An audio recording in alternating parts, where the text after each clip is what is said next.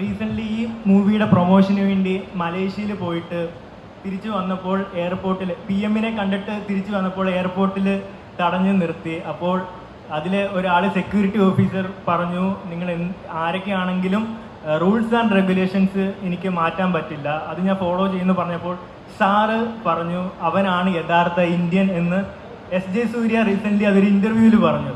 അത് ഭയങ്കര വൈറലായി, അതൊക്കെ ഒരുപാട് ആളുകളെ ഇൻഫ്ലുവൻസ് ചെയ്തു.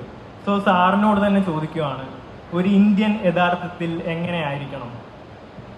Exactly when we say that ഇനി മഹാത്മാഗാന്ധി എപ്പോലെ ഒരാളെ ജീവിക്കുന്നത് അല്ലത് ജനിക്കുന്നതും കഷ്ടമാണ് എന്ന് പറയുന്നത് അങ്ങനെ ഇല്ല എന്നുള്ളത് തീർച്ചയായും.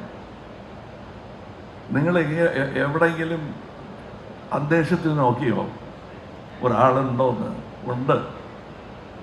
ഈ സ്റ്റാൻഡിങ് ഔട്ട്